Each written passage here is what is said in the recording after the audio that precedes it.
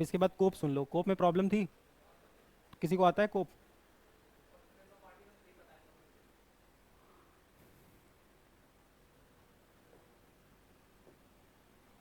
Conference समझते हो?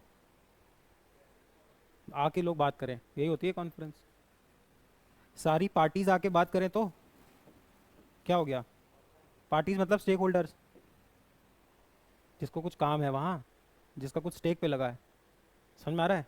वो जब पार्टीज सारी आके मिलके बात करेंगी तो मैं उन पार्टीज को कलेक्टिवली कॉन्फ्रेंस ऑफ पार्टीज नहीं बोल दूंगा। अभी रुक, हम समझाते हैं, तुम ये पहले बस यहाँ तक भूल जाओ।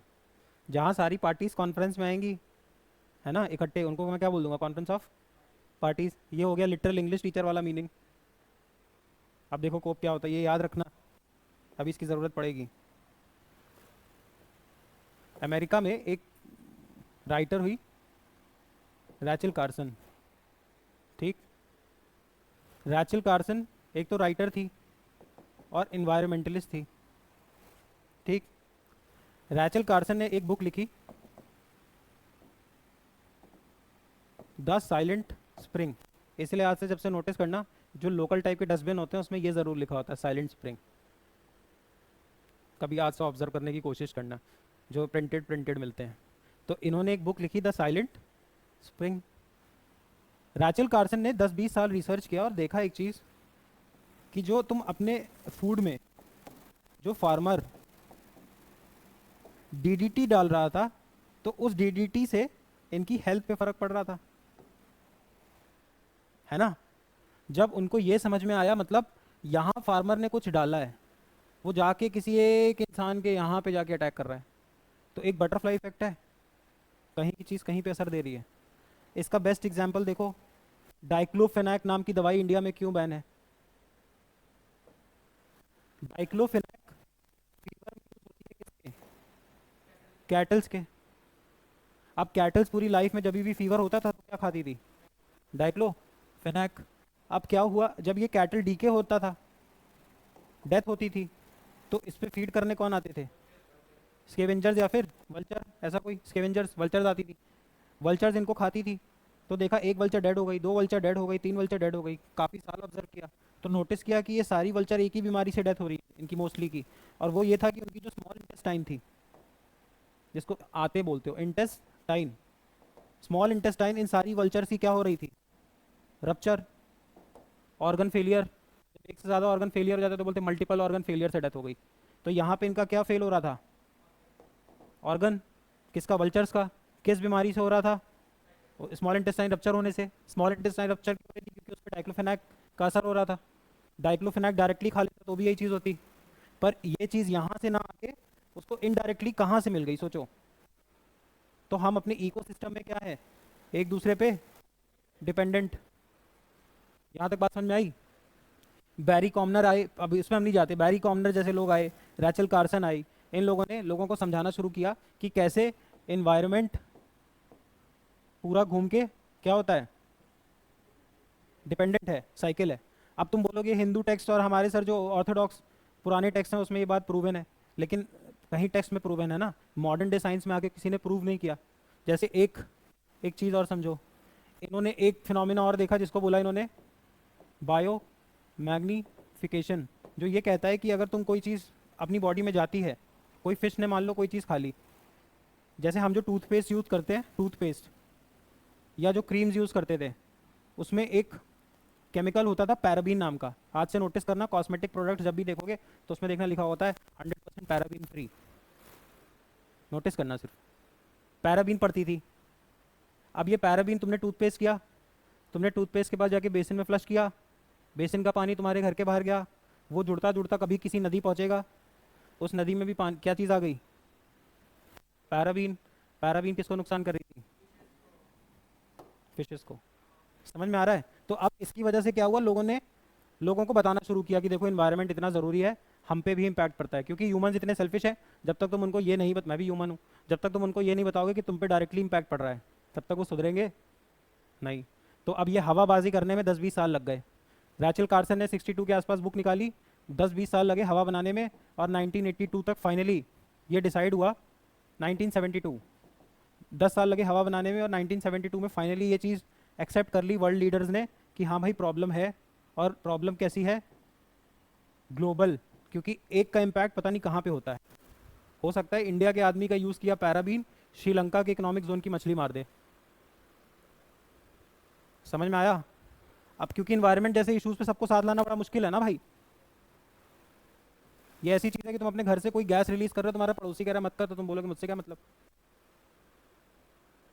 इंडिया चाह ले, मान लो इंडिया कह दे कि मुझे CO2 कम करना है और मैं फैक्ट्रीज में कोल नहीं जलने दूंगा, मान लो इंडिया ये चाह ले, इंडिया अपने यहाँ बंद करा दे, बट बांग्लादेश ना बंद कराए, पाकिस्तान ना बंद कराए, इम्पैक्ट तो तुम पे भी पड़ेगा। इन्वायरमेंट है, हवा है। तुम मोबाइल का टावर अपने छत पे नहीं लगवाओगे, तुम्हारा पड़ोसी लगवाएगा, फर्क तो तुमको भी पड़ेगा। समझ में आ रहा है? तो सबको 1972 में इकट्ठा किया गया और इस चीज़ का नाम रखा गया। जब ये सारे यहाँ पे मिलते हैं तो एक बॉडी बनाई जाती है यूनाइटेड नेशन इन्वायरमेंट प्रोग्राम नाम की, 1973 में। और इसका कैपिटल बना, हेडक्वार्टर बनाया जाता है कहाँ पे? Nairobi, Kenya. हम्म।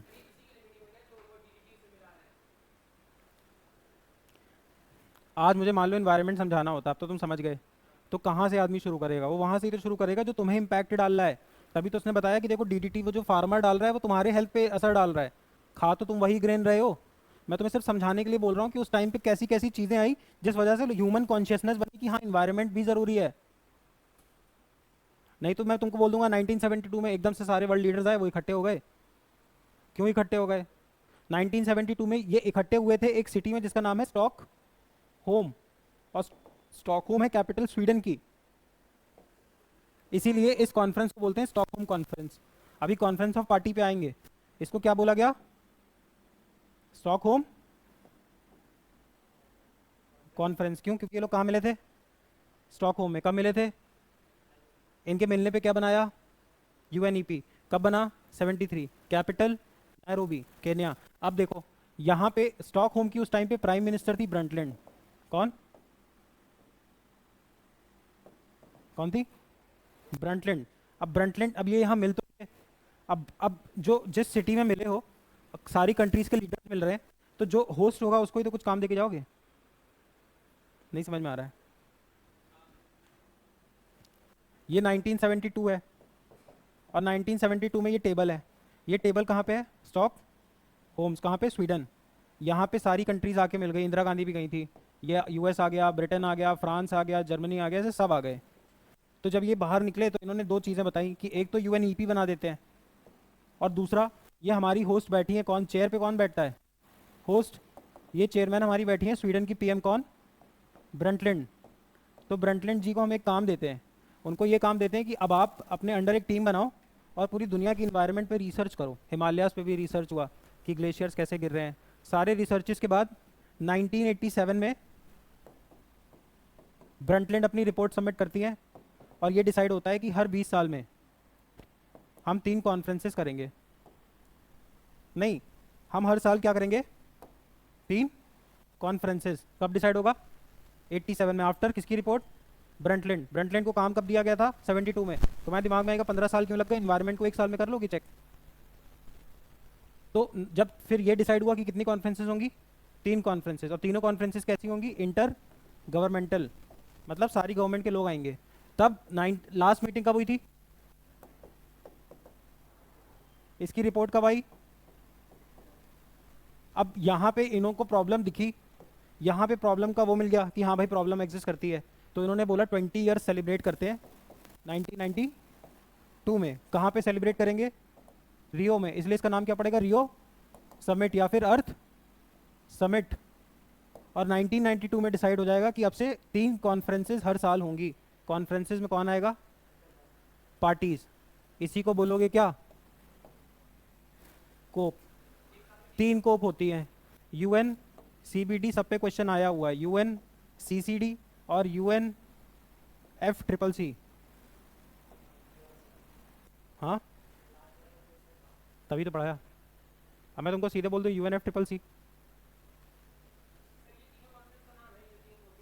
हाँ, देखो 3 मिनट के अंदर जल्दी से रिवाइज करो। 1960s के आसपास नेचुरल कार से लोगों को फील होना क्या शुरू हुआ कि इन्वायरमेंट डिग्रेडेशन हो रहा है, उस वजह से उन्होंने बुक्स लिखी। कैसी बुक्स लिखी? द साइलेंट स्प्रिंग, क्वेश्चन आया हुआ है, बुक लिखी। अब ऐसे लोगों में किसके लिए कॉन्शियसनेस आने लगी? एनवायरनमेंट के लिए। एनवायरनमेंट के लिए कॉन्शियसनेस आई तो 1972 में सारी कंट्रीज कहाँ पे मिली? Stockholm conference. 2022 का क्वेश्चन पेपर देखो, 2022 स्टॉकहोम कॉन्फ्रेंस पूछा हुआ है। स्टॉकहोम में 1972 में सारे मिले। अब तुम्हारे दिमाग में सवाल आएगा 2022 में क्यों पूछा गया है? यहाँ दिमाग लगाना था, 1972 में स्टॉकहोम में मिले थे, ऐड करो। 2022 में क्वेश्चन पूछना ही था, 2022 पेपर उठा के देखो, पूछा हुआ है, स्टॉकहोम कॉन्फ्रेंस पूछा हुआ है। इसकी तो बात ही नहीं है, अभी तो मैं यहाँ तो बाद में लाया हूँ तुमको। स्टॉकहोम कॉन्फ्रेंस 2022, ठीक। स्टॉकहोम कॉन्फ्रेंस कब होगी? 1972। स्टॉकहोम कॉन्फ्रेंस की चेयरमैन कौन थी? ब्रंटलैंड। ब्रंटलैंड क्यों थी? क्योंकि वो वहाँ की प्राइम मिनिस्टर थी। ब्रंटलैंड जी को क्या बोला गया कि इन्वायरमेंट स्टडी करो। 15 साल बाद ब्रंटलैंड अपनी रिपोर्ट सबमिट करती है। 1987 में जब वो अपनी रिपोर्ट सबमिट करती है तो लोगों को इन्वायरमेंट की समझ में आता है कि environment is getting very sensitive and we need to do something about it. तो 1992 में सेलिब्रेट करते हैं हम 20 years of what? Stockholm conference. कब? 1992 में। कहाँ करते हैं? रियो में। रियो कहाँ है? ब्राजील में। जैसे ये कहा था स्टॉकहोम में, स्टॉकहोम कहाँ है? स्वीडन में। ये कहाँ किया? रियो में। रियो कहाँ है? ब्राजील में। इसलिए इसको क्या बोलते हैं? Rio summit. साथ में इसको क्या बोलते हैं? Earth summit. अब यहाँ पे हमने डिसाइड किया कि हर साल, every year, we'll have a summit on these 3 topics. पहला रखा यूएन सीबीडी, दूसरा यूएन सीसीडी, तीसरा UNF triple C. Full form देखो, यूनाइटेड नेशंस, यूनाइटेड नेशंस और यूनाइटेड नेशंस, मतलब तीनों कौन करा रहा है? United Nations. Convention on biodiversity. Biodiversity मतलब फ्लोरा प्लस फौना। फ्लोरा मतलब प्लांट्स, फौना मतलब एनिमल्स। तो हमें किसको प्रोटेक्ट करना है? Plants and animals. To protect these plants and animals we have this conference, UN CBD. अब इसकी पहली मीटिंग कहलाएगी कोप 1, कॉन्फ्रेंस ऑफ पार्टी 1। फिर अगली मीटिंग क्या कहलाएगी? कोप 2। अभी कौन सा कोप हुआ है?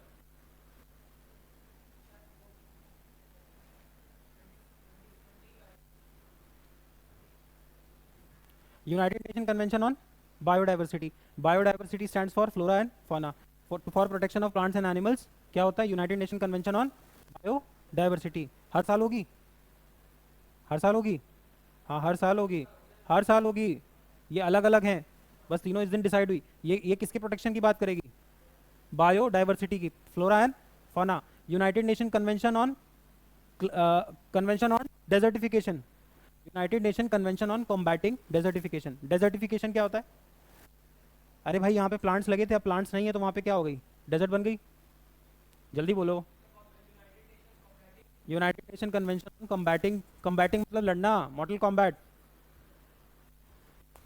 कॉम्बैटिंग डेजर्टिफिकेशन, भाई पूछा हुआ क्वेश्चन है, रेगिस्तान बनने से रोकना है, डेजर्टिफिकेशन होने को कॉम्बैट करना है। हाँ, समझ में आया? इसका भी कोप हर साल होगा। अरे इसकी देखो भाई, जो 1992 में बनता है, तो मान लो 1993 में पहली मीटिंग हुई, इसकी हुई यूएनसीबीडी की, तो 1993 वाली मीटिंग क्या कहलाएगी? कोप 1। 1994 की क्या कहलाएगी? 93 की क्या कहलाएगी? बस यही होती है कोप। ये तीनों मीटिंग ही अलग अलग हैं, कोविड ओविड में नहीं हुआ है ना।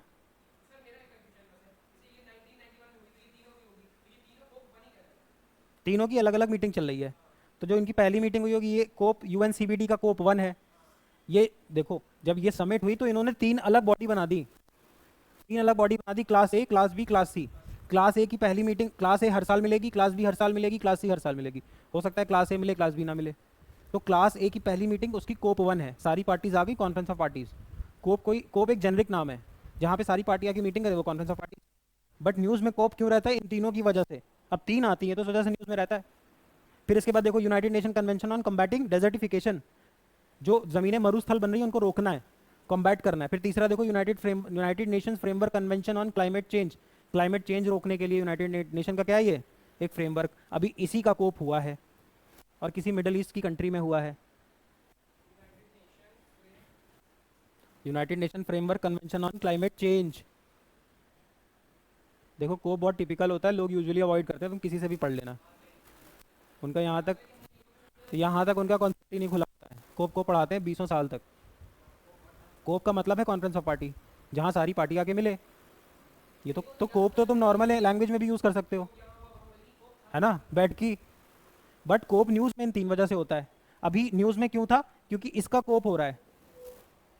अब कोप नंबर कुछ होगा। अब तुम सीधे ईयर्स ऐड करोगे, फेल हो जाओगे, क्योंकि कोरोना में नहीं हुआ, या मान लो कभी एक बार और नहीं हुआ, किसी वजह से नहीं हुआ। समझ रहे हो? तो सबके अलग अलग कोप चलते हैं। इसका 28 चल रहा होगा, इसका 27 चल रहा होगा, उसका 28 चल रहा होगा।